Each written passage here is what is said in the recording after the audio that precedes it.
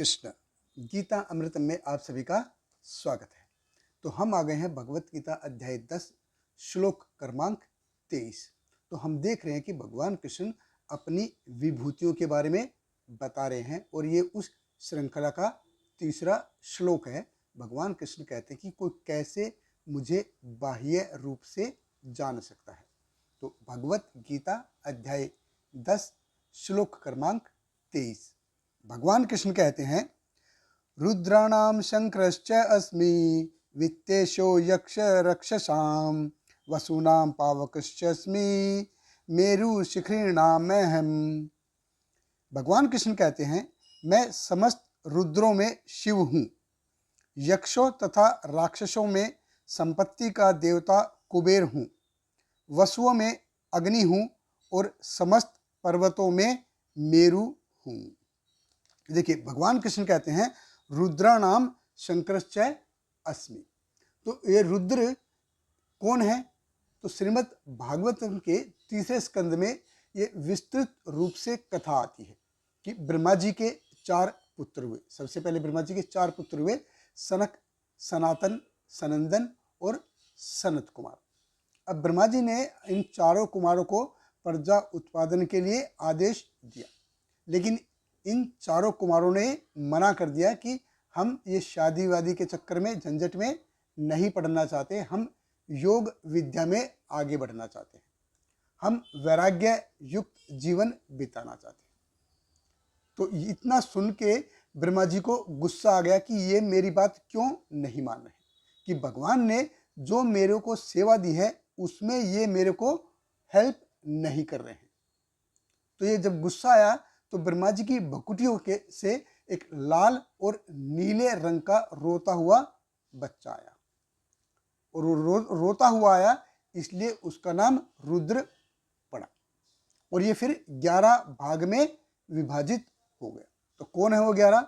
मन्यु, मनु, महिनाश, महान, शिव, रूपध्वज, अग्ररेत, भव, काल, वामदेव और धृतव्रत। तो इनमें जो है, इन रुद्र में शिव प्रधान है। तो भगवान कृष्ण कहते हैं कि मेरे को ये शिव के रूप में देख लिया तो मेरे को देख लिया, इसलिए भगवान कृष्ण कहते हैं रुद्राणाम शंकरश्चय अस्मि। फिर भगवान कृष्ण कहते हैं वित्तेशो यक्षर अक्षसाम, कि कुबेर, कि मैं यक्षों में मैं कुबेर हूँ। कुबेर कौन है? कुबेर रावण का भाई है, जिससे रावण ने पुष्पक विमान हथिया लिया था। अब ये देवताओं का चीफ ट्रेजर, जिसको बोलते खजांची है। तो भगवान कृष्ण कहते हैं केवल देवताओं में ही नहीं, इवन यक्ष और राक्षसों में भी मेरे को देख सकते हो, मेरी विभूतियों को देख सकते हो। फिर भगवान कृष्ण कहते हैं वसुनाम पावकश्च अस्मि। तो ये वसु कौन है? वसु 8 वसु हैं। देखिए, भूमि, जल, अग्नि, वायु, आकाश और सूर्य, चंद्र और नक्षत्र। तो जिनके कारण ये पूरी सृष्टि चलायमान है। तो पृथ्वी, जल, अग्नि, वायु, आकाश, इनसे हमारा शरीर बनता है। और सूर्य जो है वो शरीर कारक है। वो कहते हैं ना कि जब आपका शरीर अच्छा नहीं है तो आप सूर्य की उपासना करो। और चंद्रमा है, ये मन का कारक है। मन आपका अच्छा नहीं है तो चंद्रमा की पूजा करो। और नक्षत्र हैं जो जीव को कर्मों के हिसाब से फेरते हैं, जिनका हमको कुंडली से पता चलता है। तो मतलब जीव के इंटरनल रूप से और एक्सटर्नल रूप से भी, यानी दोनों से जो पूरा का पूरा जो मैकेनिज्म है, ये इन 8 वसुओं द्वारा संचालित होता है।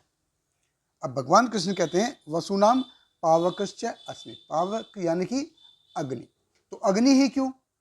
क्योंकि अग्नि सबसे पवित्र तत्व है, सबसे शुद्ध तत्व है। इसमें कुछ भी डालेंगे ना, कागज डालो, लकड़ी डालो, वो सब अग्नि हो जाता है। इवन लोहा डालो, लोहा भी अग्नि हो जाएगा। तो इतना ये पवित्र है कि सब कुछ ये अग्नि को अपने में अपने जैसा सबको बना देती है। जैसे सूर्य है, अब सूर्य समुद्र से भी जल को लेता है, नदी, नाले, गटर, हर जगह से लेता है।